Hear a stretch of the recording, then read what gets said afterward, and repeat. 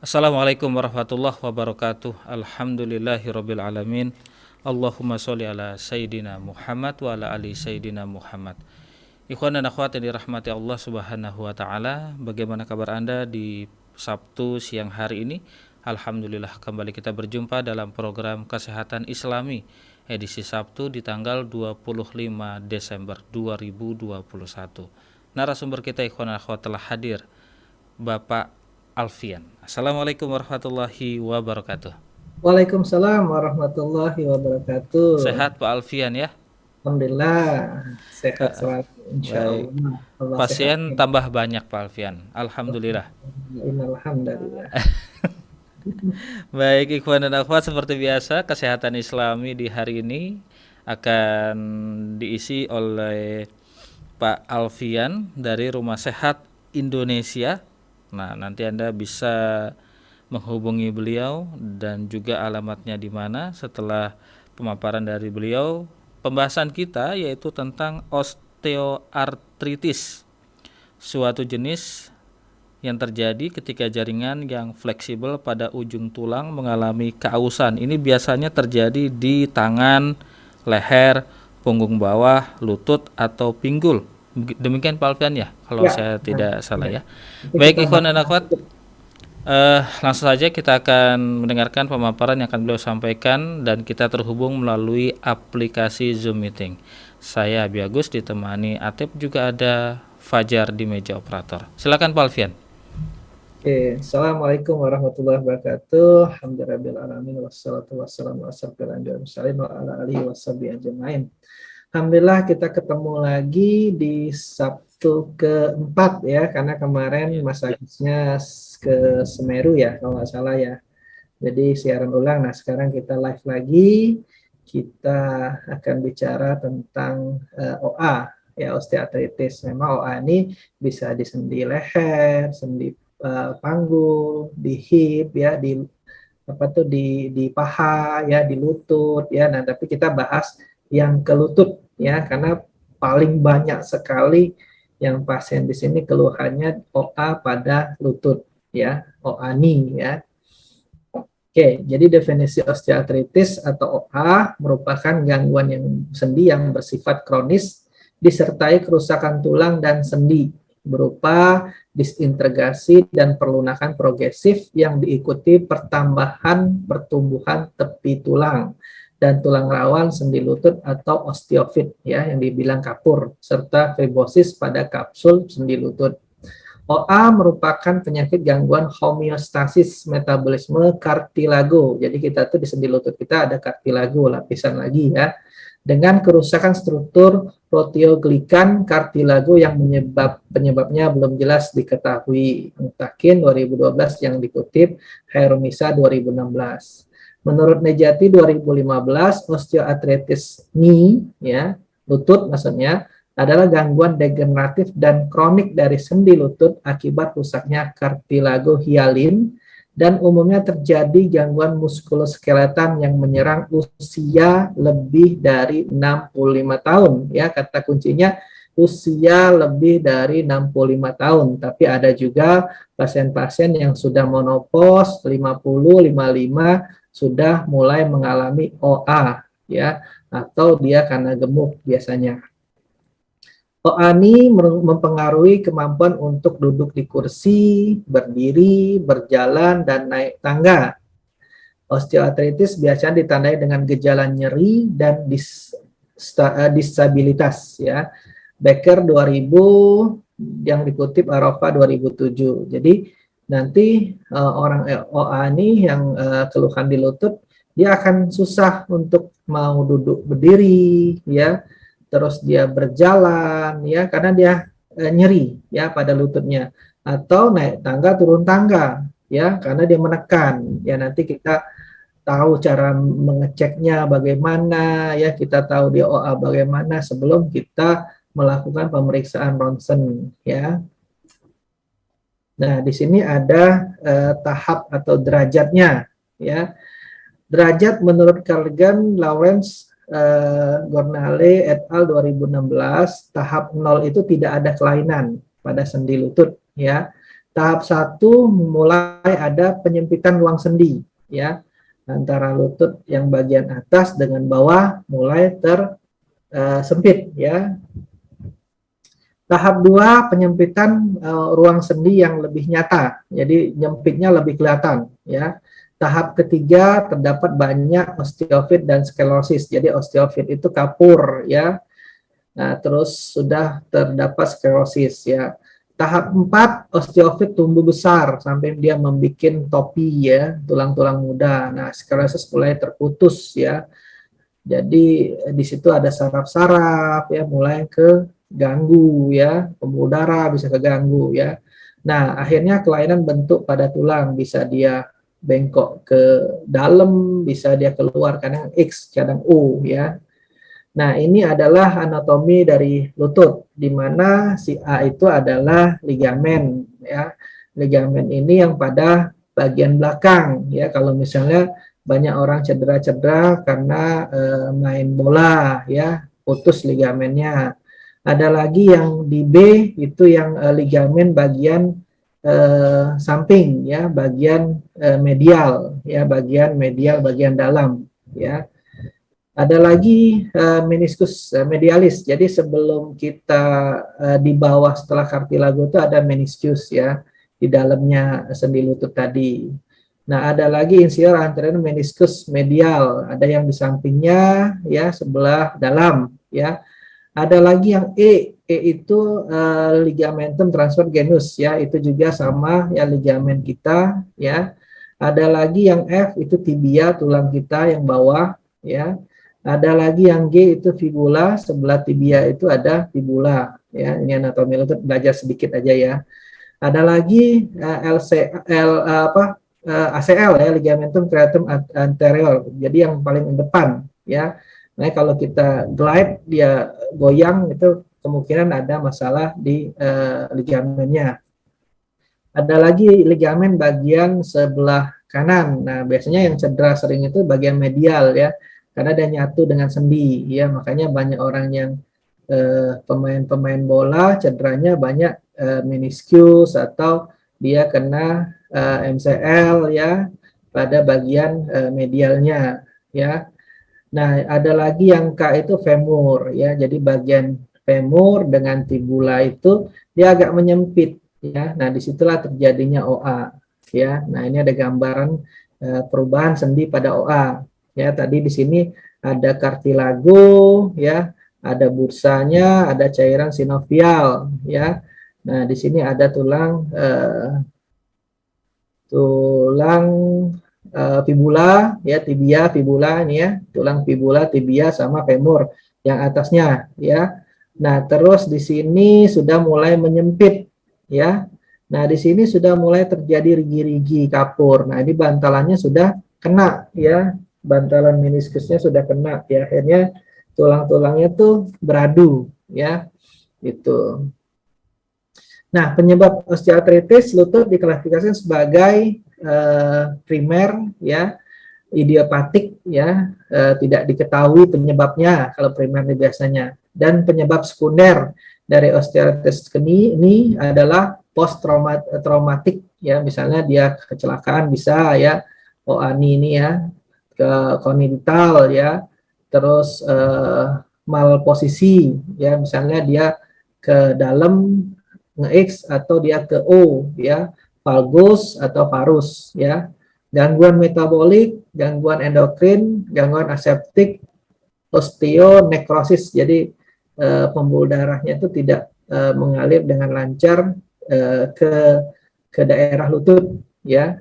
Nah, faktor pencetus atau predisposisinya adalah yang pertama adalah usia. Ya, tadi kan kita udah kasih tahu usia itu di atas 65 atau pas setelah menopause. Karena banyak terjadi pada wanita, ya. Pria juga terjadi karena tadi dia cedera, obesitas, ya. Nah, yang kedua obesitas, ya. Kelebihan berat badan, kegemukan akan menyebabkan bebanan yang berlebih pada sendi yang banyak menumpuk berat badan. Makanya orang gemuk itu memang akan beratnya di lutut ya, sama di ankle ya. Nah, ada lagi jenis kelamin ya, pada usia 55 tahun ke atas wanita lebih berisiko karena berhubungan dengan menopause yang tadi saya sebutkan ya. Pada menopause wanita mengalami penurunan hormon terutama estrogen. Sedangkan fungsi estrogen itu adalah membantu sintesa kondrosit dan matrik tulang ya.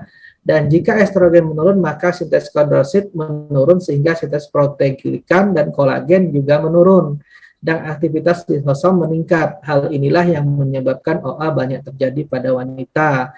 Jadi pembentukan kolagennya sudah mulai menurun, terus osteoklas itu tidak berjalan dengan seimbang. Satunya dia menghancurkan tulang yang tidak kepake lagi, deabsorpsi. Satu lagi yang dia osteoklas yang membentuk tulang-tulang ya, gitu. Jadi tidak ada keseimbangan juga bisa terjadi. Nah, aktivitas fisik dan pekerjaan, adanya stres yang berkepanjangan pada lutut seperti pada olahragawan yang tadi saya sebutkan ya, kadang-kadang cedera pas saat main bola ya, dan pekerjaan yang terlalu banyak menumpuk pada lutut seperti membawa beban atau berdiri yang terus-menerus ya, mempunyai resiko lebih besar terkena OA. Nih ya. Riwayat trauma langsung maupun tidak langsung dan imobilisasi yang lama. 5, penyakit sendi lain, misalnya dia kena rheumatoid arthritis, ya bisa terjadi, atau dia kena asam urat yang lama, ya, karena dia bergesek-gesek, akhirnya terjadi purin, ya.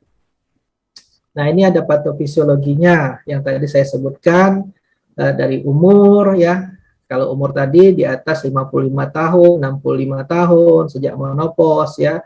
Jenis kelamin tadi sudah disebutkan, ya, wanita lebih banyak dibandingkan pria. Tetapi pria ini juga bisa dikategorikan besar karena aktivitasnya lebih banyak ya. Kadang mereka kerja, pulang pergi ya, terus berdiri di kereta atau dia bawa mobil ya, apalagi kalau masih yang manual ya. Karena kopling itu berat ya, itu suhu, genetik dan kegemukan yang tadi sudah sebutkan ya. Nah, dari itu maka terjadilah kerusakan vokal tulang rawan sendi yang progresif. Nah, setelah itu yang sebelah kanan pembentukan tulang baru pada sendi dan tepi sendi yang tadi osteofit ya. Terjadilah perubahan metabolisme tulang ya. Terus ke bawah terjadilah peningkatan aktivitas enzim yang merusak makromolekul matrik tulang rawan sendi.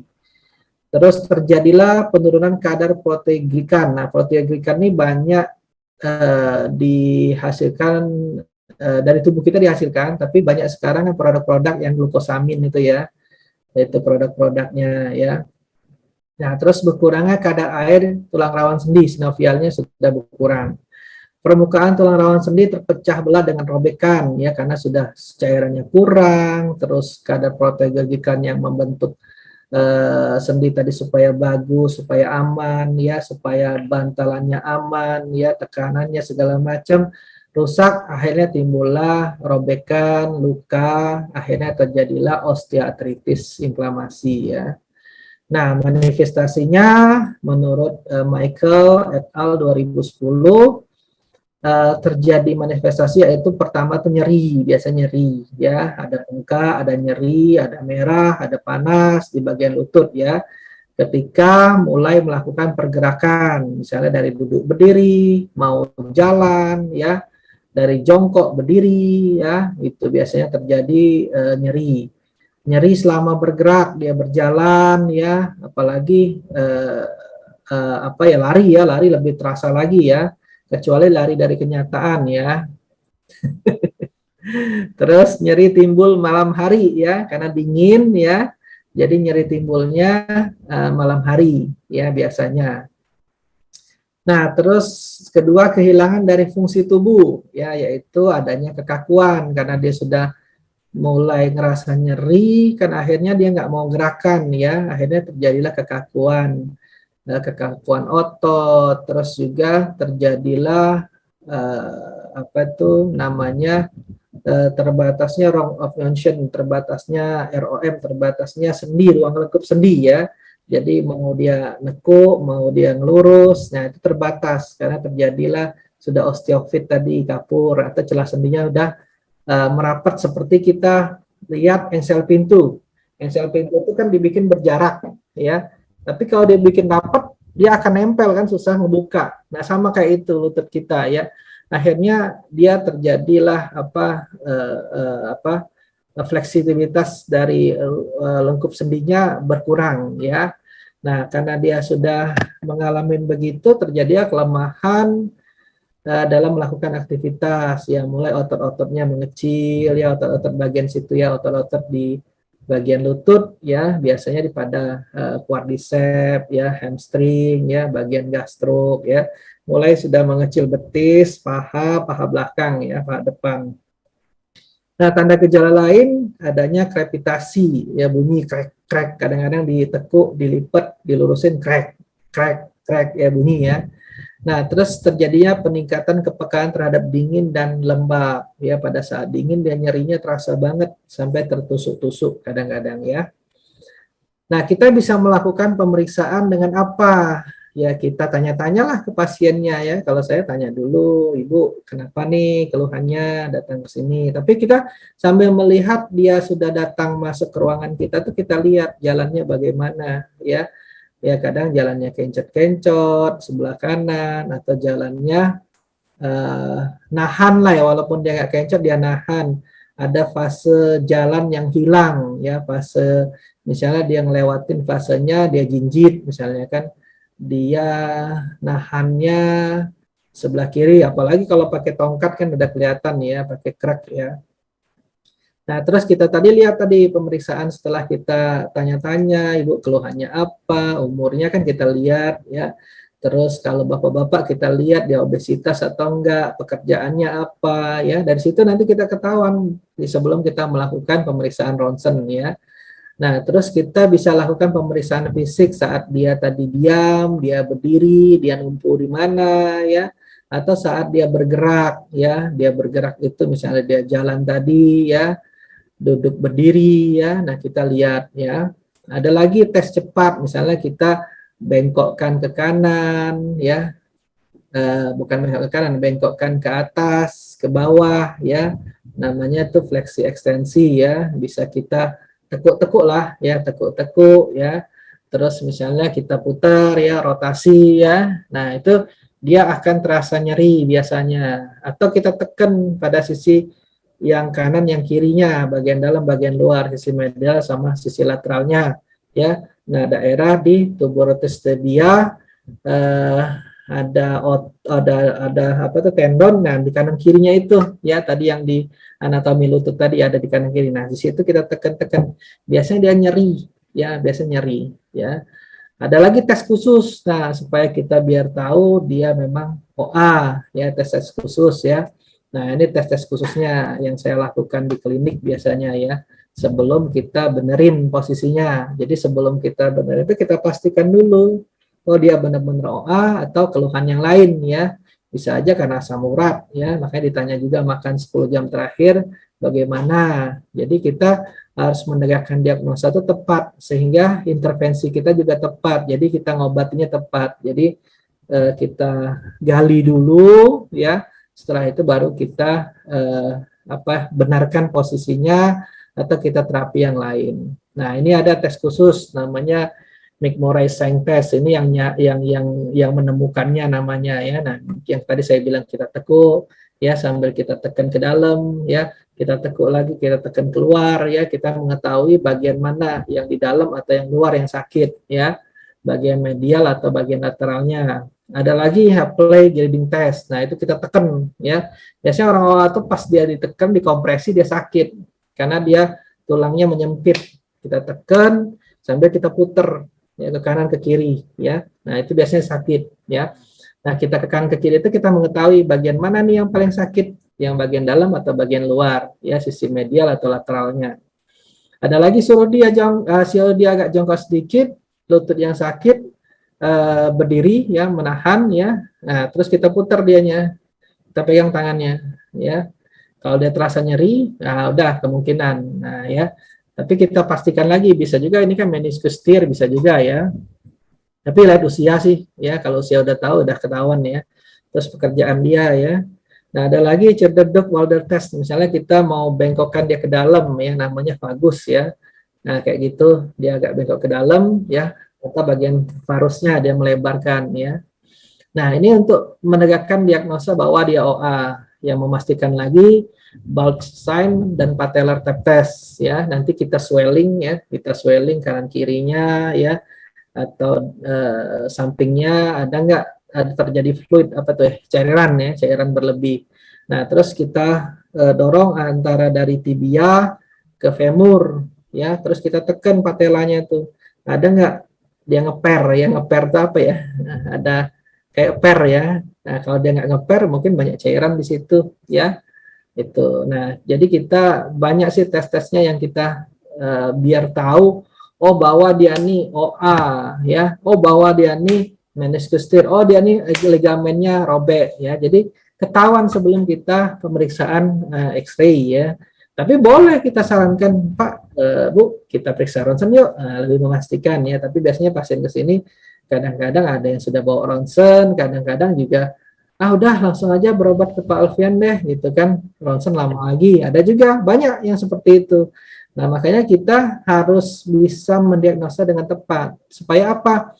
Supaya intervensi terapi yang kita lakukan tepat. Jadi pasien itu datang, afternya dia sudah enak. Ya kayak tadi Ibu yang udah lama nggak datang sudah sembuh karena terjadi HNP, hernia nucleus pulposus.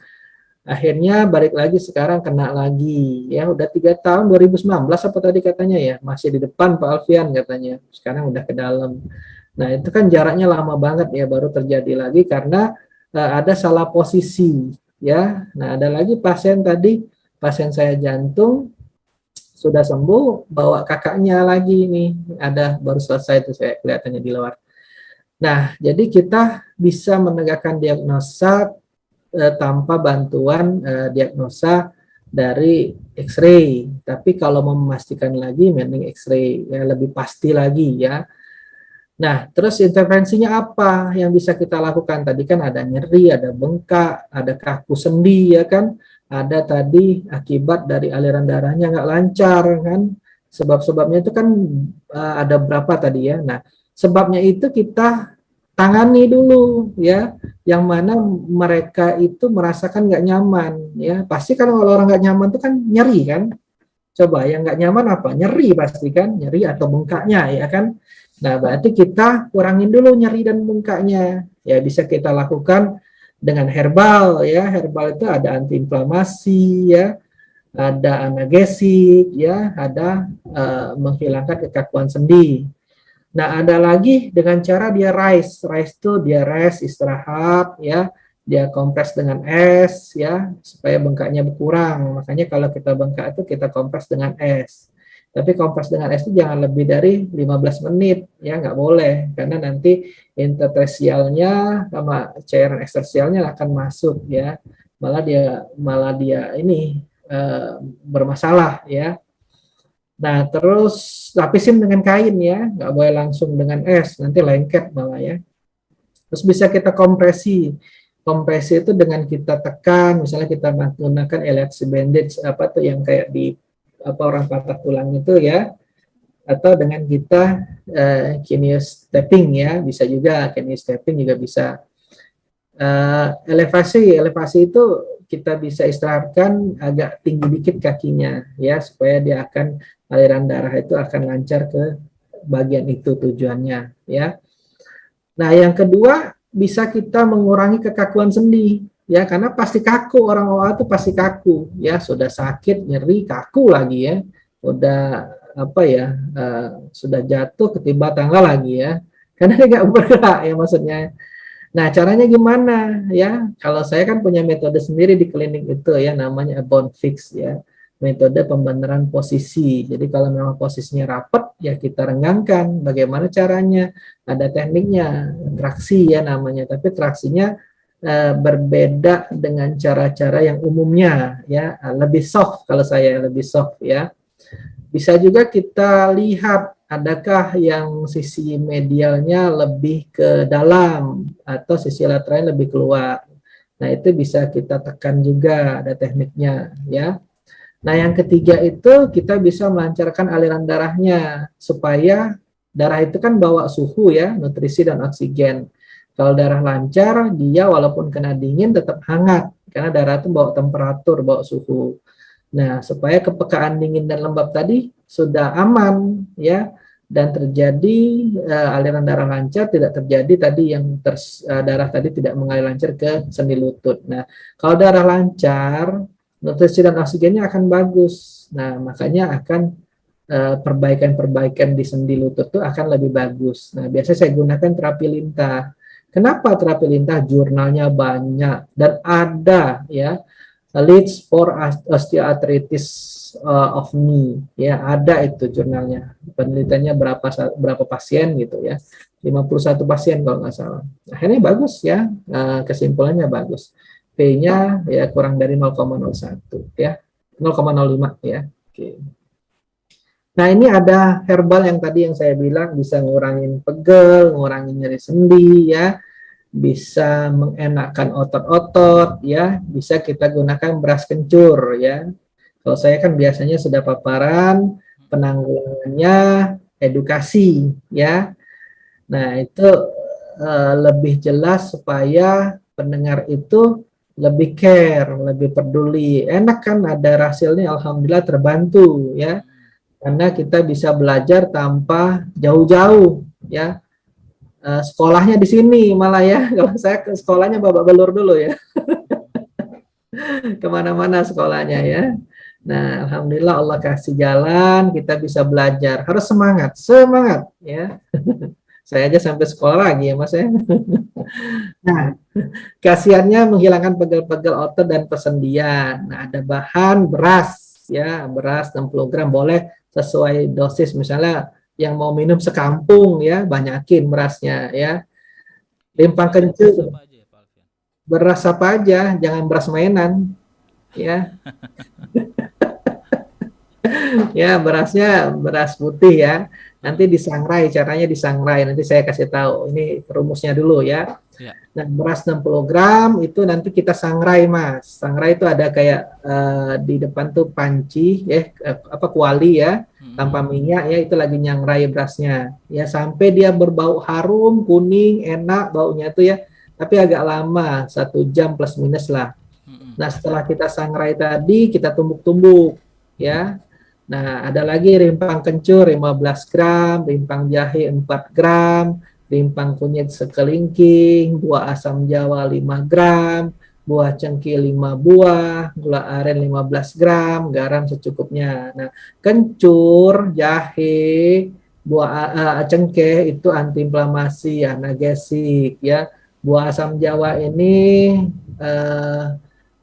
sebagai antioksidan ya. Beras juga bisa sebagai anti nyeri ya. Ada penelitiannya kemarin saya lihat di mana ya, kemarin di Google Scholar kalau nggak salah, beras kencur di daerah mana gitu, dia untuk pegel linu ya itu. Jadi ternyata ada penelitiannya.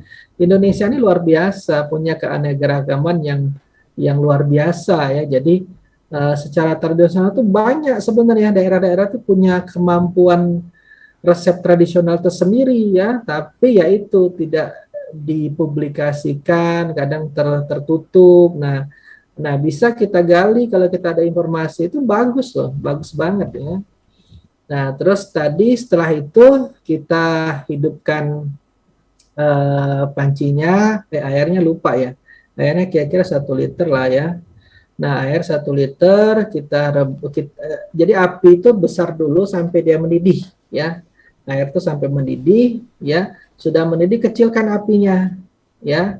Jadi sudah mendidih kecilkan apinya, baru masukin bahan-bahan ya. Yang tadi rimpang kencurnya sudah dibersihin ya, sudah dipotong-potong halus ya, potong-potong bukan halus banget sih, potong-potong bulat-bulat aja ya.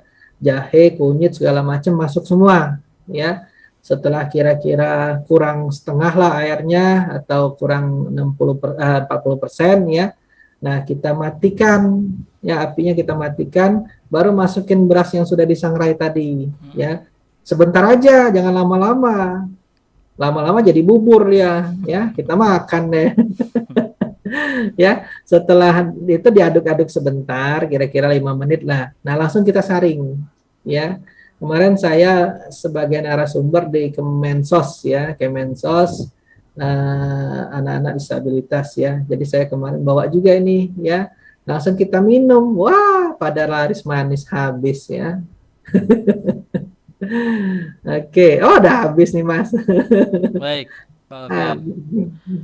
Ya, ikhwan dan akhwat, demikian tadi eh, pemaparan dari Pak Alfian di mana tema kita tentang osteoartritis, yaitu nyeri pada lutut.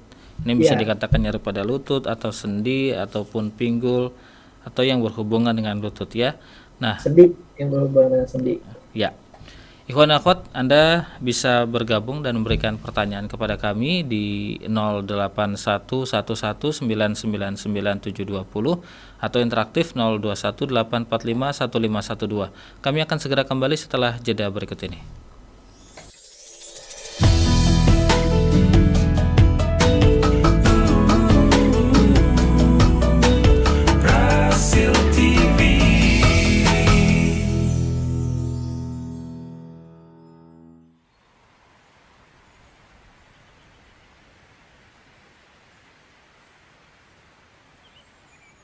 وقل اعملوا فسيرى الله عملكم ورسوله والمؤمنون وستردون إلى عالم الغيب والشهادة فينبئكم بما كنتم تعملون.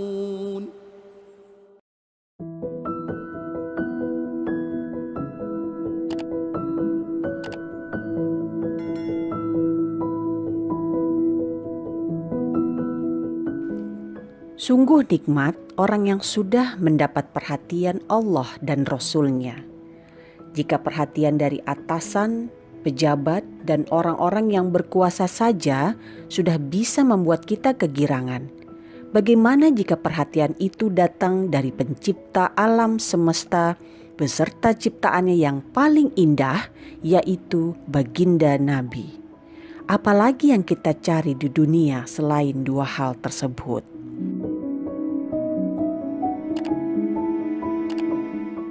Perhatian tadi bisa didapat hanya jika kita beramal saleh, apapun bentuknya. Bisa dengan tenaga, harta, pemikiran, dan lain sebagainya. Namun amalan yang paling menyenangkan baginda Nabi adalah memperjuangkan ajarannya, meneruskan perjuangan beliau berdakwah di jalannya. Kami mengajak ikhwan akhwat pendengar radio Silaturahim dan pemirsa Rasil TV bersama-sama berjuang bersama radio Silaturahim dengan berdonasi ke nomor rekening berikut.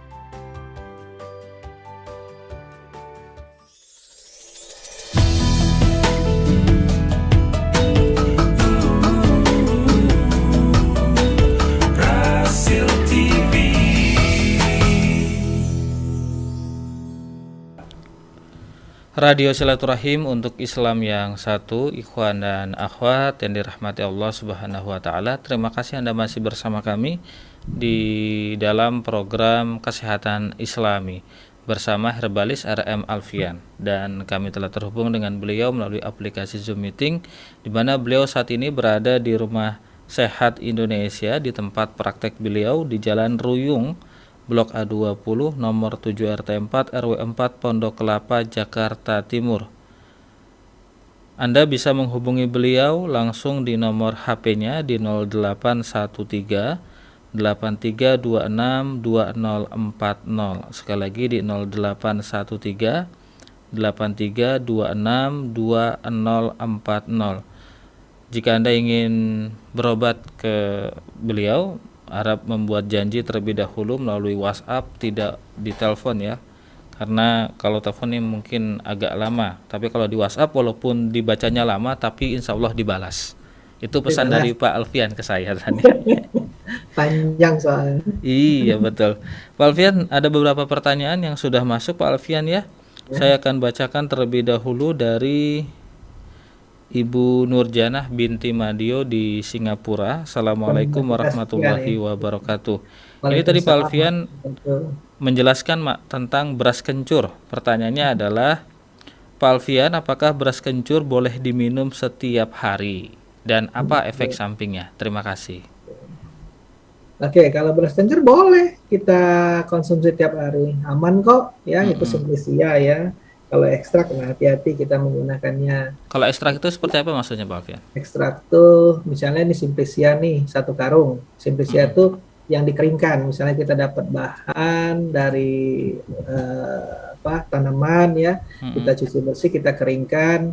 Nah, kira-kira itu 1 karung ya. Nah, kalau ekstrak itu 10 karung jadi 1 karung. Jadi kalau Simplicia itu aman ya, karena itu jamu ya, kayak jamu tradisional ya. Kecuali kalau yang bersifat abortus, misalnya nanas, ya mimba, nah itu agak hati-hati ya. Gitu. Jadi yang aman itu jika yang dia fresh dari alam langsung kita olah begitu? Iya, itu aman ya. Kalau yang ekstrak tuh aman juga sebenarnya, tapi harus tahu dosis, harus sekolah ya. Kalau nggak tahu dosis khawatir terlalu tinggi ya, karena pasien itu berbeda-beda ya. Tapi kan banyak di tukang jamu sendiri yang dia jualan jamu itu yang sudah dikeringkan Pak Alfian. Ini bagaimana Pak? Iya, aman itu. Jamu-jamu gendong aman. Itu aman? Ya, aman, asal tidak nakal ya. Dicampur BKO, bahan kimia obat ya, itu nggak boleh ya. Tapi jamu-jamu gendong sekarang bagus-bagus kok. Sekarang malah ada UMKM-nya ya. Malah kita tuh pengen nanti kita buat di kita punya asosiasi, kita memang canangkan memang jamu ya, kita besarkan jamu ya, itu mudah-mudahan terlaksana ya dengan pemerintah. Ya. Tapi beberapa kali saya ke tempat Pak Alfian, saya tidak melihat ada beras kencur Pak Alfian. Belum buat Pak Alfian ya. Kalau buat nanti Mas Agus yang minum. Baik, terima kasih Pak Alfian. Yang ada malam pempek Pak Alfian ya. Nanti orang dikasih jamu belum tentu mau. Kalau pempek mah udah habis pasti. Ada pertanyaan lanjut Pak Alfian. Pertanyaan dari Bapak Yudi di Perumahan Cibubur, Siti Bogor. Assalamualaikum warahmatullahi wabarakatuh Pak Alfian. Waalaikumsalam warahmatullahi wabarakatuh. Apakah dengan rutin berolahraga seperti pencaksilat bisa menghindari dari penyakit nyeri pada lutut? Ya agak susah juga ya kalau memang dia gemuk ya, apalagi dia udah lama nggak latihan. Ada pasien saya tuh dia taekwondo ya. Nah dia ya dulu memang kurus bagus badannya ya, memang atlet ya, ngajar ya. Nah setelah umur itu kan badannya sudah menggemuk ya, latihannya pun juga yang tidak berat-berat. Nah tiba-tiba yang latih berat ya, akhirnya kena saraf kejepit ya gitu. Nah makanya kalau kita memang sudah atlet, kita harus konstan ya dan jaga berat badan ya. Selama jaga berat badan yang aman ya sudah aman ya. Nah kadang-kadang pun juga memang sudah jaga berat badan bagus, salah posisi bisa. Banyak kok yang atlet-atlet dislokasi ya. Banyak kok orang yang pemain film yang memang dia nggak pakai peran pengganti ya. Nah, itu banyak juga yang cedera sebenarnya ya. Ada yang spasme, ada yang mungkin robek ya, mungkin dislokasi ya, ada ya. Nah, makanya dengan latihan itu memang kita harus hati-hati juga. Maksudnya ada gerakan-gerakan tertentu yang kita tahu nih bakal kita dibanting ya, kita ngikutin bukan kita lawan ya. Oh, ini ada gerakan-gerakan yang mau kita dijepit misalnya kan. Nah, kita sudah antisipasi ya. Kan orang kalau atlet kan sudah tahu dia ya. Ya sama seperti kayak kita ngobatin. Oh, ini patofisiologi penyakitnya begini. Oh, berarti intervensinya ini, saya terapinya ini. Sama kayak gitu orang silat, taekwondo itu kan kita memperhatikan lawan kan. Bagaimana lawan mau maju berapa langkah ke kita. Kita udah siap. Kalau misalnya dia mau nendang, kita counternya apa, ya kan? Nah, memang harus kita ya latihan tadi ya harus stabil, maksudnya latihan itu stabil dan posisi tubuh juga harus dijaga ya. Nah, kadang-kadang sudah gemuk dia inget zaman dulu, jadi semangatnya itu 45 ya, semangat sama zaman dulu, tapi casingnya sudah berubah. Nah, itu yang paling banyak jadi bermasalah, Mas. Itu yang paling banyak bermasalah ya. Itu. Baik, jadi harus diperhatikan faktor usia. Ya, apalagi silat ini kan main bawah ya, main ground banyak ya. Nah, main ground ini kan banyak salto ya, banyak posisi-posisi yang nggak aman sebenarnya. Tapi kalau dia memang rutinitas, sudah sering dan badannya mendukung ya, aman saja kok ya, nggak ada masalah. Nah, ada juga kemarin atlet pasien saya atlet apa tuh? Atlet loncat itu Mas. Jadi kalau dia atlet loncat apa ya, atlet yang loncat salto itu Mas? Loncat indah, senam, ya loncat indah, senam kayak senam itu dia loncat senam lantai. Ya, senam lantai terus dia salto ya. Nah, awalnya dia kurus bagus badannya. Nah, setelah dia gemuk, akhirnya cedera di lututnya karena kan pas dia loncat dia kan harus stabil tuh. Jatuhnya harus stabil kan, itu dinilai kan. Pas dia jatuh harus stabil. Nah, dia menjaga itu akhirnya cedera ya. Itu. Baik Pak Alfian, di masyarakat kita dikenal jika kita terkilir bahasa modernnya ataupun keseleo misalnya. Ini biasanya kan kita diurut. Nah, ini diurut ini sebenarnya direkomendasi nggak sih Pak Alfian? Kalau orang tahu anatomi nggak apa-apa, nggak ada masalah urut ya. Ya kalau memang spasme bisa ya diurut, misalnya 3 poin atau spasme ya untuk ototnya dirilis ya. Kalau dia tahu paham nggak ada masalah ya. Jadi tujuan mengurut itu adalah merilis spasme ya. Terus ada juga trigger point nama yang berenjel-berenjel itu ya. Tapi kalau posisi ya tetap kita harus ada penarikan, penekanan ya kalau posisinya salah. Kayak kemarin pasien saya itu dia datang ke sini tuh sampai menjalar kesemutan ya, sebelah kanan sebelah kiri saya lupa ya. Nah, menjalar kesemutan ruku aja sedikit, ada videonya lagi saya mau bikin yang mending terapi kedua karena dari dia derajatnya cuma berapa dia ruku tuh ya, kalau nggak salah 10 derajat deh. Saya kemarin nggak ngukur tapi ada videonya. Sampai dia kemarin setelah kita intervensi, kita terapi sudah lebih dari 10 derajat, kayaknya sudah 30 atau 35 ya. Nah, itu karena dia masuk ke dalam ya, tulang L5 itu masuk ke dalam. Jadi L5 itu begini, S1-nya lurus. Jadi L4, S1 itu lurus, L5-nya ke dalam. Nah, akhirnya ketarik ototnya ke paha sampai juga ke setrum, karena mungkin kena sarafnya juga, karena dia tadi agak masuk ya, kalau di medis namanya spondylolistesis ya. Nah, itu kan harus kita benerin posisinya, kita luruskan. Bagaimana cara ngelurusannya? Ada tekniknya. Nah, supaya dia tidak ketekan. Nah, itu makanya setelah kita benarkan, yang dia tadi kesemutan sudah jauh berkurang ya. Biasa dia berdiri langsung nyip, nah itu sudah berkurang jauh ya.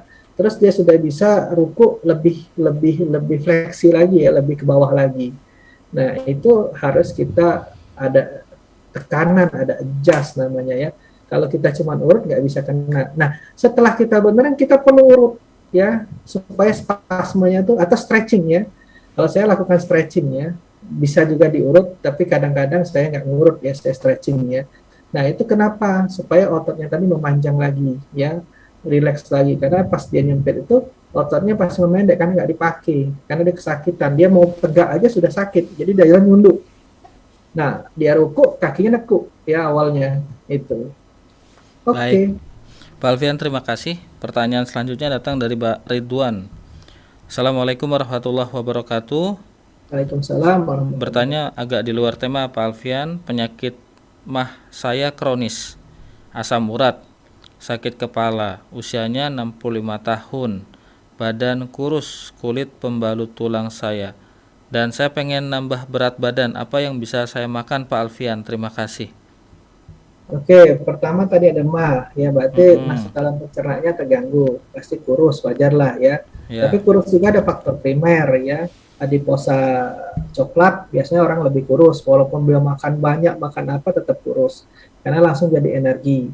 Ada lagi orang adiposa putih ya, adiposa putih itu kayak saya, makan dikit langsung jadi daging ya, langsung gemuk, langsung kayak balon ya itu. Nah, jadi ada yang faktor primer. Nah, tapi kalau tadi dia bilang ada mah ya, mah itu masalah gangguan pencernaan, berarti absorpsi di tubuhnya kurang bagus ya. Mm-mm. Karena penyerapan itu dari lambung dulu yang memecah segala macam ya, enzim-enzim yang memecah untuk terjadi penyerapan ke usus ya, ke pencernaan ke bawah usus halus ya, pembuangan nanti ke usus besar ya, akhirnya ke rektum ya. Nah, ya lambungnya dulu diperbaikin ya. Tadi asam uratnya tinggi ya, asam urat yang bikin ngilu-ngilu, bikin nyeri ya atau bengkak ya. Asam urat juga harus diturunkan karena mengganggu metabolisme. Asam urat yang tinggi akan jadi batu ginjal. Kalau batu permata ya nggak apa-apa, batu intan nggak apa-apa ya. Mm-mm. Tapi kalau batu ginjal jangan deh. Ya, nah pertama kita obatin mahnya. Nah, mah itu bisa dengan herbal ya. Nah, herbal yang untuk membantu mah, kunyit, ya udah jelas, sudah sering saya Sampaikan. paparkan, ya sampaikan ya. Temulawak sudah sering saya paparkan Mm-mm. juga. Nah, ada orang yang makan tidak makan dia parah, ada orang yang makan dia parah, ya. Jadi ada dua tuh si mah ini ya. Mm-mm. Apabila terjadi di ulcus pepticum, dia biasanya dipapar dengan nggak makan. Jadi Mm-mm. kalau dia terlambat makan, perihnya minta ampun. Makanya itu harus 2 jam 3 jam dia makan. Ada lagi yang ulcus duodenum ya, di bawah ya. Jadi kalau dia makan dia begak, kembung ya. Nah, itu harus kita tanganin lagi ya. Nanti ada juga GERD ya, gastroesophagus reflux ya, panjang ya. Nah, tapi sementara gunakan dulu kunyit sama temulawak ya. 3 jari, air 1 liter, jadi 600 mili ya, minum pagi siang sore ya. Kenapa? Itu membantu untuk mengurangi asam lambung ya, membantu untuk apa tuh antioksidan ya, tapi bukan untuk luka. Nanti ada tambahan lagi kalau lukanya ya. Oke. Baik, terima kasih Pak Alfian. Kemudian dari Bunda Hingga, Pak Alfian. Assalamualaikum warahmatullahi wabarakatuh. Pak Alfian, saya ingin bertanya, apa makanan yang boleh dan tidak boleh dimakan oleh orang yang menderita nyeri sendi, terutama nyeri sendi di bagian lutut? Nah, nyeri sendinya disebabkan apa dulu ya? Kalau memang dia berat badan, ya harus turunkan berat badan ya. Makanan-makanan apa yang memang dipantangin ya, karbo, roti-roti, gandum ya, manis-manis itu yang bikin gemuk ya. Kalau sudah manis ya nggak usah manis lagi ya. Tuh. Jadi yang membuat dia gemuk itu kita pantangin kalau memang dia gemuk. Kalau dia karena asam urat, ya kan asam urat tadi kan, tadi ada asam urat juga sekalian dijawab ya. Jadi asam urat tadi saya lupa berarti. Asam urat itu bikin purin, ya biasanya di sendi-sendi, ya bisa di lutut, bisa di jari, ya, bisa di ankle, ya, bengkak dia. Nah, kalau misalnya kita di lutut aja, kita bicara lutut tadi ya. Iya. Nah, itu harus kita turunkan dulu asam uratnya. Ya, dia pertama edukasi, makanan-makanan jeruan dia sudah kurangi ya. Seafood, udang, kerang, cumi, kepiting, bla bla bla harus dikurangin ya. Sarden, tongkol, teri, bandeng ya, lele ya, itu dia kurangin. Terus makanan-makanan olahan ya. Terus ya itulah ya, itu harus diedukasi, dia pantangin makan. Nah, setelah kita pantangin makan, ya kita kasih herbal supaya turun asam uratnya. Pertama yang diuretik dulu supaya purinnya kebuang ya. Nah, terus metabolisme bagaimana menginhibisi santin oksidase supaya tidak terjadi purin penimidin atau asam urat. Nah, yang untuk menginhibisi santin oksidase tempuyung bisa ya, terus secang juga bisa ya, daun kepel juga bisa ya. Nah, terus diuretiknya bisa kita gunakan kumis kucing ya. Terus bisa kita gunakan apa lagi ya? Seledri ya. Itu untuk melancarkan aliran kencing. Nah, sudah kita untuk menginhibisi santin oksidase, kita lancarkan kencing, ya turun asam uratnya ya, minum banyak ya. Karena purinnya akan kebuang ya. Tapi ya tadi yang masuk tadi harus kita kurangin atau kita pantangin. Kalau kita tetap udah tahu nih kita bakal makan ini, makan emping melinjo bakal tahu ya, makan tahu tempe bakal tahu, kita hajar aja ya susah ya. Jadi harus edukasi. Jadi penyebabnya dulu, lututnya tadi bermasalah karena apa? Makanya kita perlu konsultasi tadi, kan di klinik tuh orang konsultasi dulu ke saya, kan kita ngobrol lah gitu ya. Biasanya ngobrol tuh ya lumayan lama lah, kadang 15 menit ya, kadang 10 menit tergantung yang kita gali ya. Nah, nanti setelah kita ketemu, kita klik clue-nya ketemu ya sudah, tinggal kita intervensi ya. Jadi tepat, maksudnya diagnosanya tepat, terapinya juga tepat. Enggak semua orang datang dilintas, semua orang benar enggak ya, tergantung keluhan dia ya. Itu. Oke. Baik, terima kasih Pak Alfian. Ibu Bunda Hingga semoga terjawab. Ada Ibu Pur. Assalamualaikum warahmatullahi wabarakatuh ya. Waalaikumsalam warahmatullahi wabarakatuh. Bu Purwanti bertanya, Pak Alfian, saya suka nyeri punggung di bagian bawah. Apakah ada hubungannya? Karena nggak pernah disuntik anestesi 2 kali karena sesar. Oh, saya pernah disuntik anestesi 2 kali karena sesar. Biasanya kalau sudah anestesi malah nggak sakit, dia baal ya, berasanya malah tebel ya, biasanya nggak mempan apa ya, gimana nggak mempan apa namanya, salah tepinya itu terganggu, jadi merasa baal sebenarnya. Nah, kalau dia nyeri punggung sakit, bisa aja dia ada skoliosis ya, jadi nonjol tulang sebelah mana tadi yang sakit tadi, sebelah mana? Bagian bawah Pak Alfian. Oh, bagian bawah nggak ngasih tahu sebelah kanan atau sebelah kiri ya? Punggung bawah. Punggung bawah tuh tulang pinggang atau? Nah, itu dia, tidak disebutkan. Ya sudah, ini kita misalkan aja. Misalnya dia tulang punggung ya, kalau dia bilang punggung itu berarti torakal ya. Nah, torakal itu ada 1 sampai 12. Nah, kalau misalnya dia agak nonjol ke sebelah kanan, nah biasanya sebelah kiri yang terasa nyeri. Betul, karena dia ketarik ke kanan ya. Nah, itu juga perlu kita cek ya, anatomi dia, anatomi tubuh dia, kita cek posturnya, bukan anatomi, postur tubuhnya kita cek ya. Apakah di situ pengaruhnya ya, karena bagian punggung sakit. Atau ditanya gerakan-gerakan tertentu dia ada sakitnya. Atau dia habit, misalnya tadi dia bengkoknya ke kanan ya, berarti dia senang duduknya ke kiri. Nah, begini ya. Itu udah ketahuan. Saya kalau ngecek postur, Bapak nih sering duduk ke kanan ya, bener nggak Pak? Oh ya bener Pak Alfian, karena monitor saya di sebelah kanan. Nah, kenapa saya tahu? Karena bendingnya sudah, bengkoknya udah ketahuan ke arah kanan ya. Nah, Bapak harus lurus atau Bapak ke kiri, ubah ke kiri ya. Kalau nggak ke lurus, saya bilang. Nah, pas sudah dia dagunya ke depan ya, apa ke fleksi ke depan, ke chin in ya.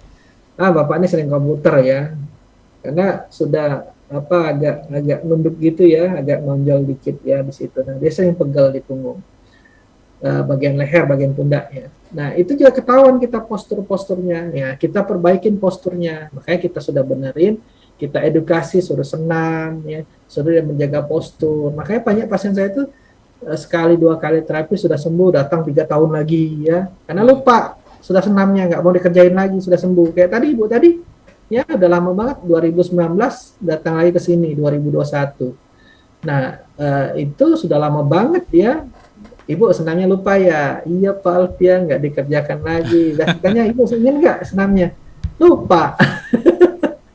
Makanya edukasi itu penting ya, nanti dia bisa ngerjakan sendiri. Nah, tadi barusan juga, jadi Pak Imran ya, rahangnya itu selalu bunyi tok tok. Anaknya juga tadi mangap susah ya. Nah, ternyata ada problem di bagian sendi sini ya, sendi dekat apa itu arah mandibula di bawah telinga ya di sini ya. Nah, sendi itu ada kekakuan dan ada yang ketarik, agak mencong deh, agak miring dikit ya.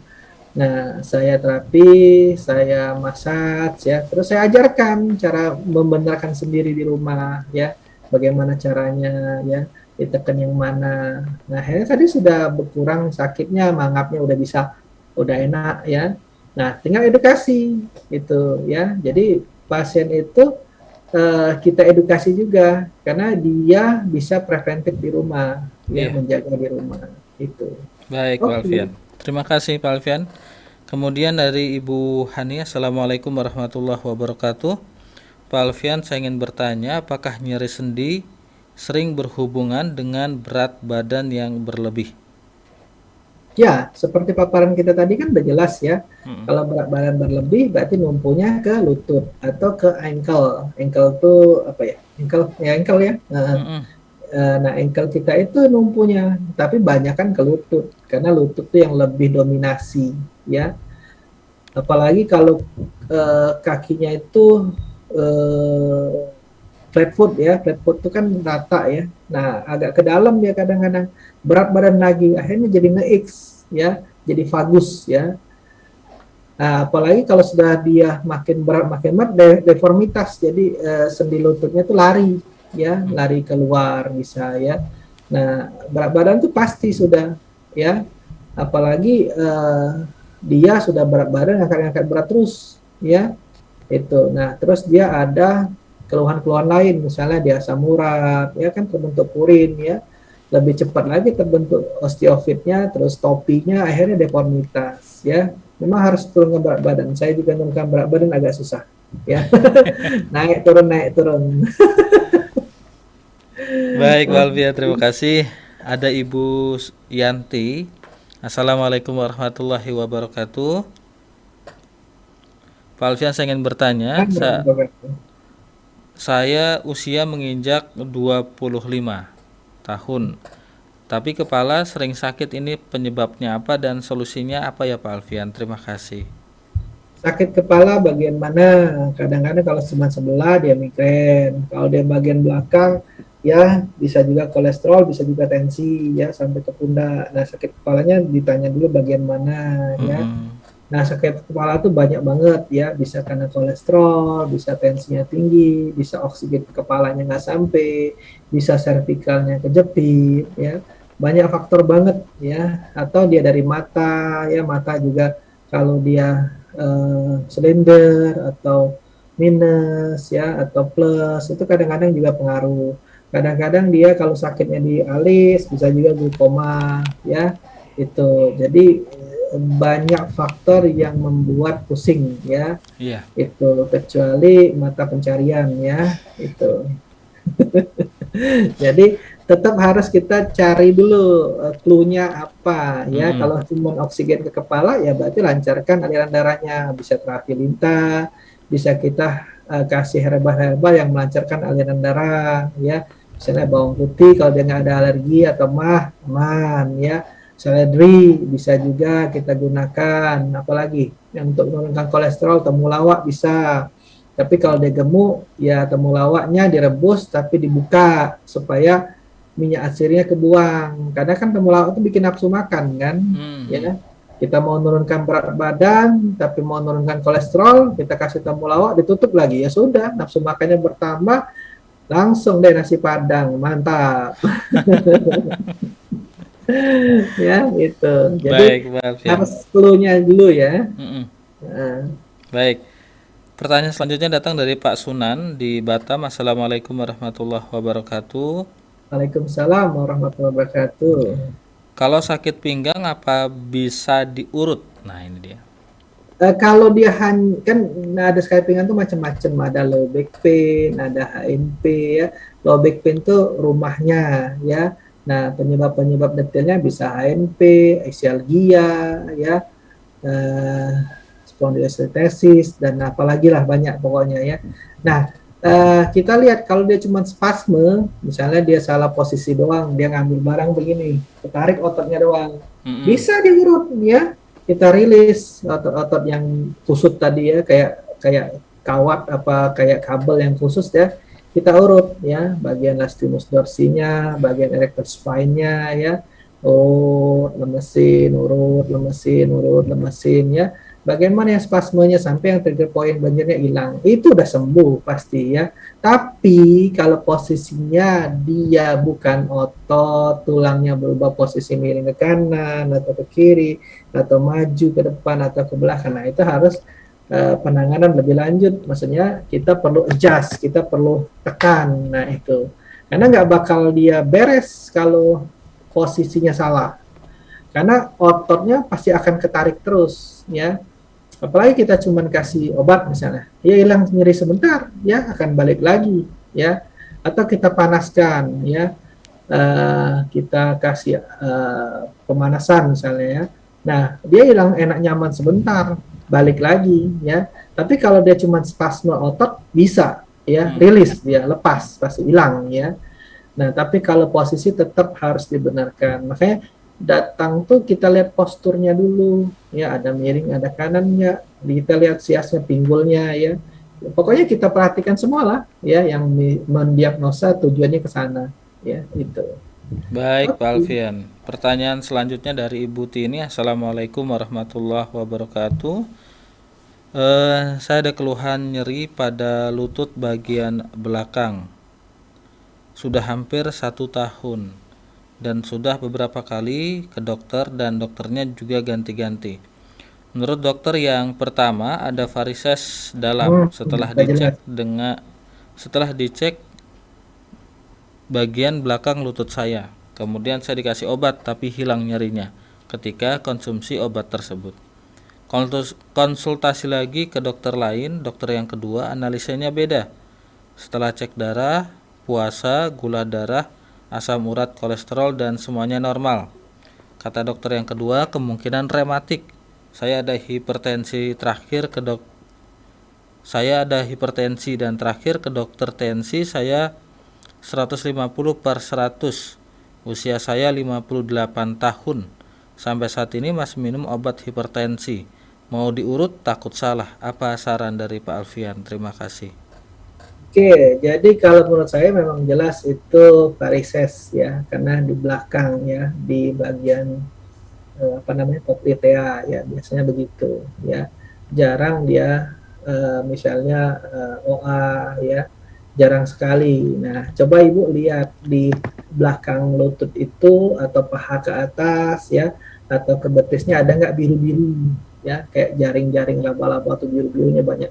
Ada ke kanan, nanti nyebar lagi ke kiri, nyebar lagi ke kanan ya, kayak biru-biru itu ya, coba perhatikan. Nah, kalau dia pegel banget rasanya sampai nyeri ya, terus ya nggak bisa tidur sampai ya, nah biasanya sudah banyak cabang-cabang varisesnya, diperhatikan aja dulu ya, ada nggak varises. Kalau menurut saya sih memang varises itu ya, jadi aliran darah katup venanya balik itu nggak balik ya.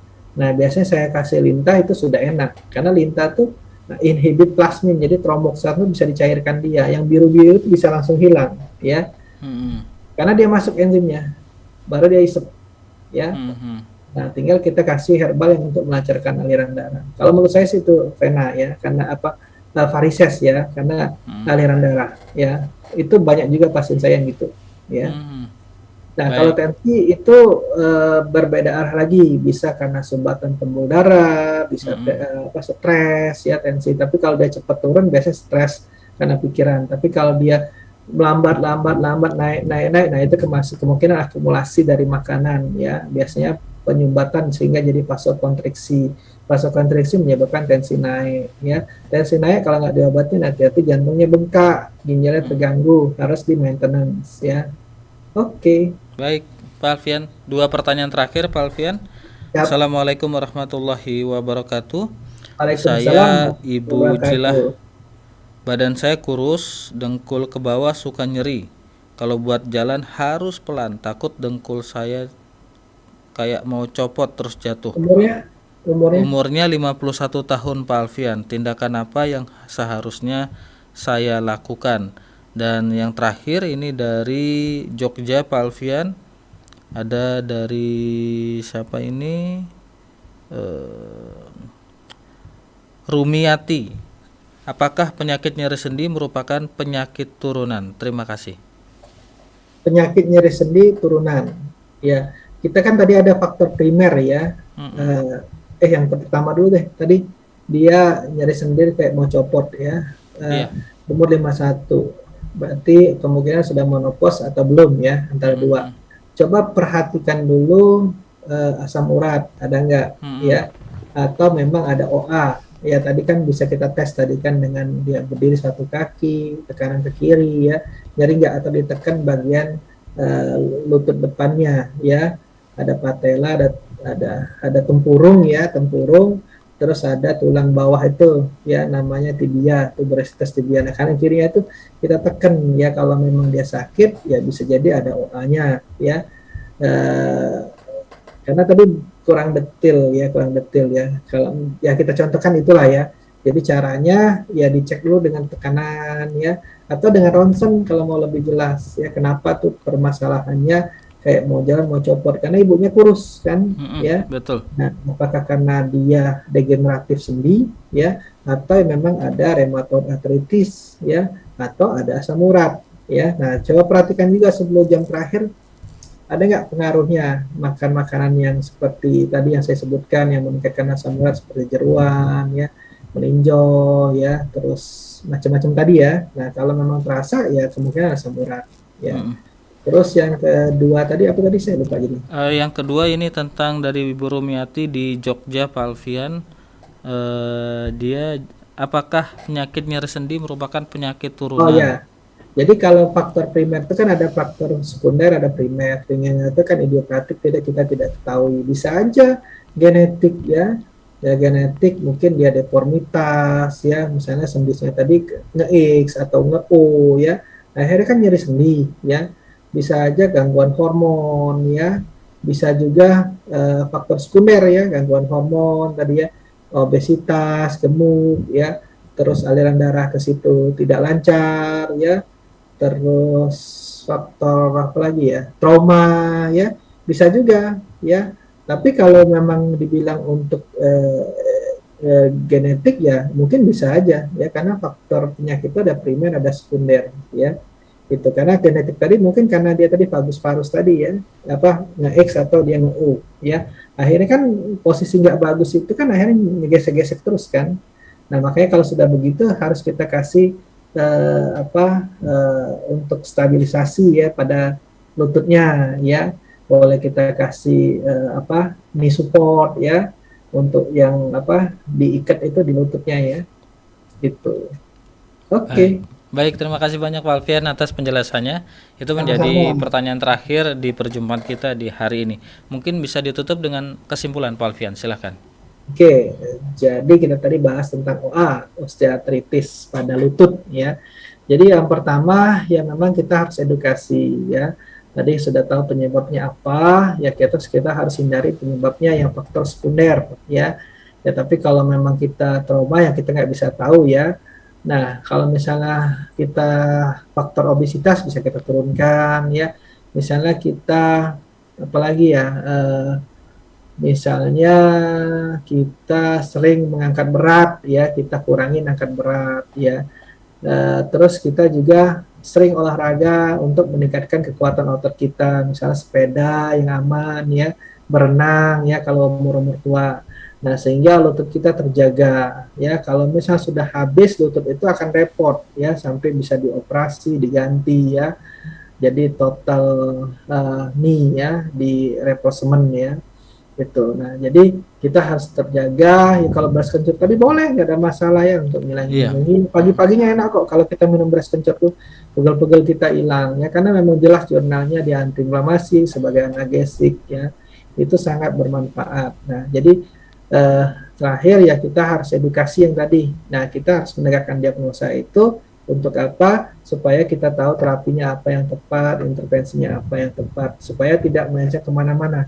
tujuannya. Terakhir edukasi, ya latihan. Ya, biasa saya kasih latihan juga, ya latihan dan edukasi, ya itu. Oke, itu Baik, saja. terima kasih banyak Pak Alfian. Sama-sama. Ikhwan dan akhwat, demikian perjumpaan kita di hari ini bersama Pak Alfian. Seperti biasa, bagi Anda yang ingin menghubungi beliau atau datang ke tempat praktek beliau di Jalan Ruyung nomor 7, Kelurahan Pondok Kelapa, RT 4 RW 4, Kecamatan Duren Sawit, Jakarta Timur. Anda bisa menghubungi beliau di 0813 8326 2040, 0813 8326 2040. Langsung saja Anda hubungi beliau, WhatsApp begitu, dan janjian untuk datang ke tempat Pak Alfian. Gitu ya Pak Alfian ya.